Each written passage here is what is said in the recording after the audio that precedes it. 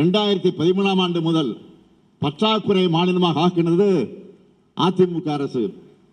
2017-19 ஆண்டுகளில் இந்தியாவிலேயே அதிக அளவு வருவாய் பற்றாக்குறை மாநிலமா தமிழ்நாட்டை தத்தளிக்க விட்டாங்க. இப்படிப்பட்ட இக்கட்டான நெருக்கடியில தான் தமிழ்நாட்டை நாம் மீட்டு இருக்கிறோம். இத்தனைக்கும் அதிமுக ஆட்சி காலத்தில் அவங்க முதுகு வளைஞ்சு சேவை செஞ்ச அவங்களுக்கு இணக்கமான ஒன்றிய அரசு இருந்துச்சு. அப்பவும் எதையும் கேட்டு பெறல, பதவிக்காக மட்டும் டெல்லிக்கு போனாங்க. ஆனால் நாம ஆட்சிக்கு வந்ததும் அதே ஒன்றிய அரசு நம்மளை தமிழ்நாடு அரசா பார்க்காம கொள்கை எதிரிகளா பார்த்து திட்டங்களை முடக்கினாங்க. ஒன்றிய அரசோட அந்த ஓர விதனைகளை மீறித்தான் தமிழ்நாட்டை இன்றைக்கு நாம் முன்னெடுத்துக்கிட்டு இருக்கோம்.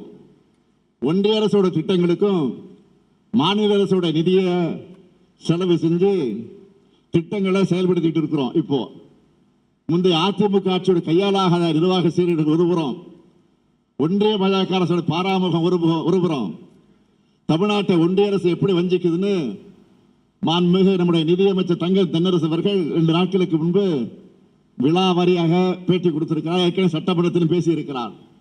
ஆனால் எதிர்கட்சி தலைவரை காதலியை வாங்குறது இல்லை, அது எதையும் படிக்கிறது இல்லை. ரொம்ப சாதாரணமாக தமிழ்நாடு திவால் ஆயிடுச்சுன்னு சொல்றாருன்னா தமிழ்நாடு திவால் ஆகணும் என்பதுதான் அவருடைய எண்ணமா என்று கேட்க தோணுகிறது. இன்னொன்றும் சொல்லுகிறார், அரசு செய்கிறதெல்லாம் வெட்டி செலவான். வெட்டி செலவு எதை சொல்றாரு? மகளிர் தொகையை சொல்லுகிறாரா? காலை உணவு திட்டத்தை சொல்றாரா? எதை கொச்சப்படுத்தி இப்படி பேசுகிறார்?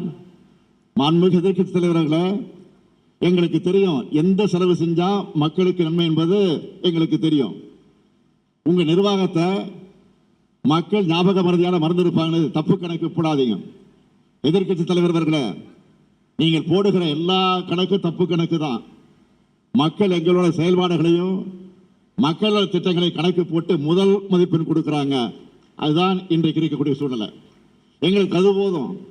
இன்னொன்று சொல்லுகிறார், திமுக ஆட்சிக்கு 13 அமாவாசை தான் இருக்குன்னு என்று சொல்லி கேலண்டரை கீழ்ச்சிக்கிட்டு இருக்கிற போதும். அதுதான் இன்றைக்கு அவருடைய வேலை. இப்போ அவர் இருட்டில் உட்கார்ந்து அமாவாசை எண்ணிக்கிட்டு இருக்காரு. இருக்கட்டும், பரவாயில்ல. நாம் மக்களுக்கான நன்மைகளை எண்ணி திட்டங்களை செயல்படுத்துவோம். மக்களோட மகிழ்ச்சியை மட்டும் எண்ணி பார்ப்போம்.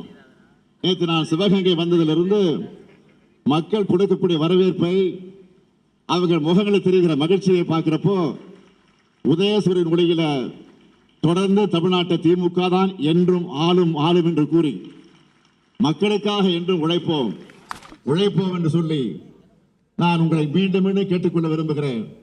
உங்களுக்காக, உங்களுடைய பிரச்சனைகளுக்காக, உங்களுடைய நன்மைகளுக்காக வீட்டிற்கு ஒவ்வொரு வீட்டிற்கும் திராவிட முன்னேற்ற கழகத்தின் அரசுடைய சாதனை சென்று கொண்டிருக்கிறது. ஆக அது தொடரும் என்பதை மீண்டும் மீண்டும் எடுத்து சொல்லி, திராவிட முன்னேற்ற கழகத்தை பொறுத்தவரையில என்றைக்கு மக்களோடு இருந்து பணியாற்றக்கூடிய ஒன்றுதான் என்பதை மீண்டும் உங்களுக்கு நினைவுபடுத்தி, மக்களுக்காக என்றும் உழைப்போம் என்று சொல்லி விடைபெறுகிறேன். நன்றி, வணக்கம்.